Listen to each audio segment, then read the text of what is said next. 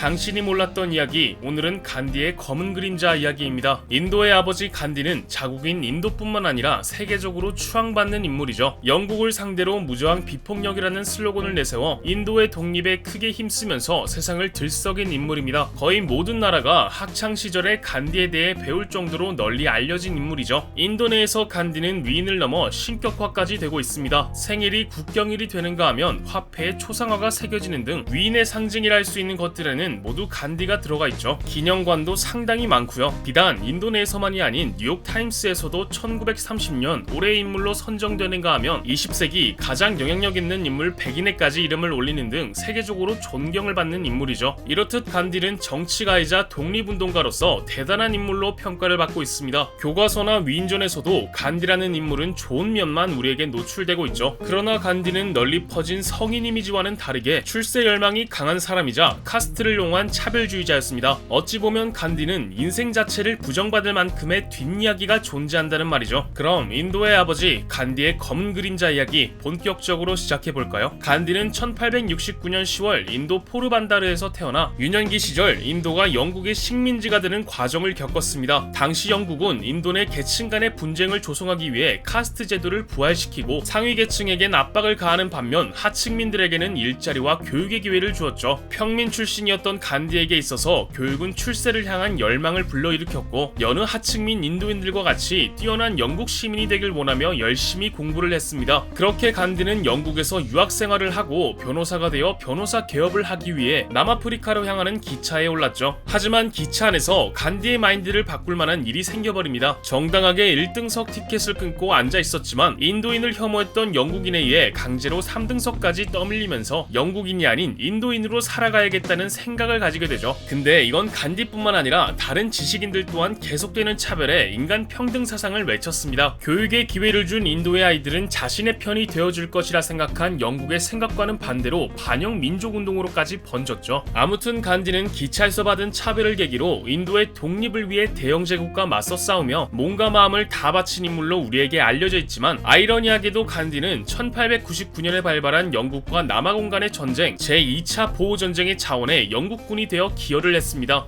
극단적으로 비유해보자면 우리나라에서 독립투사로 널리 알려진 인물이 사실은 일본군의 옷을 입었던 적이 있는 것이죠. 참고로 2차 보호전쟁 당시 영국은 전쟁을 빠르게 종결시킨답시고 군인인지 민간인인지 따져보지도 않고 죽이는 작전을 펼쳤습니다. 그 결과 약 10만 명을 사망시키면서 승리를 거머쥐었죠. 이때 영국군의 옷을 입었던 간디는 후송 임무를 맡았습니다. 심지어 후송 작전을 탁월하게 진행했다는 이유로 훈장을 수여받기까지 했죠. 1914년 1차 세계대전이 발발했을 때에도 간디는 전쟁터로 뛰어들었습니다. 이번에는 영국군 모병관이 되어 곤경에 처한 영국군을 지지하여 인도인 의병을 만들겠습니다. 늑막연만 아니었다면 직접 지휘하겠는데 참으로 유감입니다 라고 말하며 사명감을 다졌죠. 그러고는 수많은 인도인들의 앞에 서서 영국군이 되어 싸우는 것이 인도 독립을 위한 길이라는 연설을 펼쳤습니다. 실제로 약 150만 명의 인도 청년들은 영국 군복을 입고 전쟁터로 뛰어들었죠. 즉 간디는 영국이 처했던 상황에 동조했고 지도자 위치에 있던 영국에 대한 은혜로 임무를 부여해줄 것을 요청한 것입니다. 당연히 이때는 민족주의를 제창하지도 않았죠. 평화를 사랑하는 운동가이자 비폭력 운동가라는 이미지와는 상반되는 모습이죠. 인도에서는 이러한 간디의 친형적 행위를 인도 독립을 목적으로 한 하나의 수단일 뿐이라는 식으로 여기고 있습니다. 인도의 독립을 이끈 위대한 인물이니만큼 어떠한 과정이든 누가 되지 않는다고 보고 있는 것이죠. 간디는 청년 시절 남아공에 거주할 당시 썼던 메모와 2차 보호전쟁 당시 영국에 가담했다는 사실을 근거로 흑인을 차별하고 혐오했다는 논란을 받고 있기도 합니다. 메모에 따르면 간디는 흑인을 가리키는 인종차별적 단어인 카피르를 사용해 남아공 흑인을 비유했죠. 또한 한 의회에서는 식민지에서 일반적인 믿음은 인도인이 아프리카 원주민 같은 야만족보다 더 낫다라고 발언하는가 하면 우리는 남아프리카의 백색 인종은 우월한 인종이어야 한다고 믿는다고 말하기도 했습니다. 간디의 손자인 라즈모와 간디 또한 할아버지가 흑인에 대해 무지했고 편견이 있었다고 말했죠. 이러한 기록들이 낱낱이 파헤쳐지면서 2016년 당시 가나에서는 간디의 동상철거를 요구하는 청원이 빗발쳤고 결국엔 2018년에 학생과 교수들에 의해 철거되었습니다. 이러한 사실들을 미뤄보면 간디가 남아공 열차에서 받았던 모욕감은 식민 통치하에 있는 억울한 심정이 아닌 백인 우월주의라는 자존심을 짓밟힌 것에 불쾌감을 느낀 게 아닐까라는 생각까지 드네요. 간디의 검은 내면은 이뿐만이 아닙니다. 아니 사실 지금부터 시작이죠. 간디는 영국의 우호적인 스탠스를 취했음에도 불구하고 받았고 계속해서 차별을 받게 되자 정치계로 입문해 인간 평등 사상을 외치며 본격적인 독립운동을 시작했고 소금 행진과 같은 운동을 해가며 독립을 이뤄냈습니다. 하지만 평등을 강조했던 간디는 독실한 힌두교 신자로 제일 차별적인 제도인 카스트 제도를 옹호하는 입장을 취했죠. 불가촉천민 출신이자 인도의 초대 법무부 장관인 암베드카르가 카스트 제도를 폐지하는 헌법을 만들고 선거권을 분리하자는 법안을 냈을 때도 간디는 사랑과 온정으로 천민들을 대하면 된다는 식으로 반대했습니다. 불가촉천민의 반발이 심화되자 간디는 불만을 잠재움답시고 불가촉천민을 뜻하는 달리트라는 단어를 신의 아들이란 뜻인 하리잔으로 바꾸자는 운동을 펼쳤죠.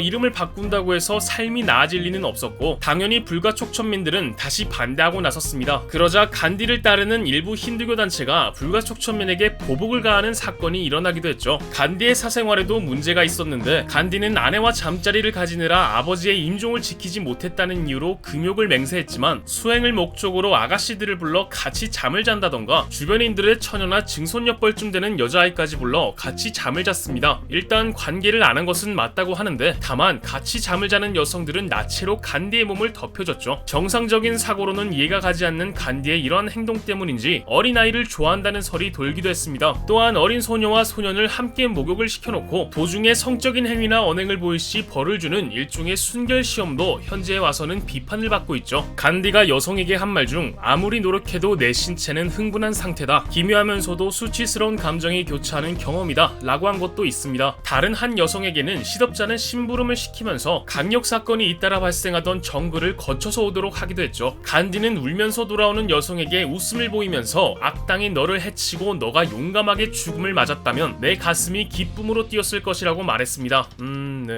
확실하게 이해를 하기 힘든 내용들이죠. 이 내용은 뉴욕타임스의 편집장 출신 작가인 조지프 릴리벨드가 출간한 위대한 영혼 마하마트 간디와 그의 투쟁에 나오는 내용의 일부분입니다. 이 책에는 충격적이게도 간디가 동성애 성향을 가졌었다는 내용도 존재하죠. 책의 내용에 따르면 간디는 1883년 당시 13살의 나이로 카스투르바이 마칸지와 결혼해 4명의 아들을 두었지만 동성연인 칼렌바우와 지내기 위해 1908년 아내를 버리고 떠났다는 내용이 나옵니다. 칼렌바우는 유대계 건축가로 둘의 인연은 남아공에서 이어졌고 2년간 동거를 하며 스승과 제자 관계로 지내다가 연인으로 발전했다고 하죠. 두 사람은 세상에서 다시 보지 못할 사랑을 나누자고 약속하는가 하면 간디는 너는 내 몸을 완전히 소유했다. 이것은 노예 상태다 라고 말을 덧붙였습니다. 편지의 내용에 따르면 간디는 자신을 상원, 칼렌바흐를 하원이라 칭하며 포지션을 묘사한 표현이 등장하기도 하죠. 그리고 내 침대 위에 맞은편 벽난로 위에는 너의 사진 단 하나만 놓여있다는 내용도 있고요. 역사의 기록은 승자의 기록이라는 말이 있듯이 주관이 들어갑니다. 그리고 이걸 가르치는 과정에서 또 편집이 들어가죠. 어쩌면 우리가 알고 있는, 아니 세계적인 위인으로 묘사되어 있는 간디는 진짜 간디가 아니라 가르치기 위해 포장해서 알리고 싶은 간디일 수도 있겠네요. 한국어로 치자면 명성황후가 잘 포장되어 있는 것처럼요. 인도의 아버지 간디의 검은 그림자, 이번 편은 여기까지입니다.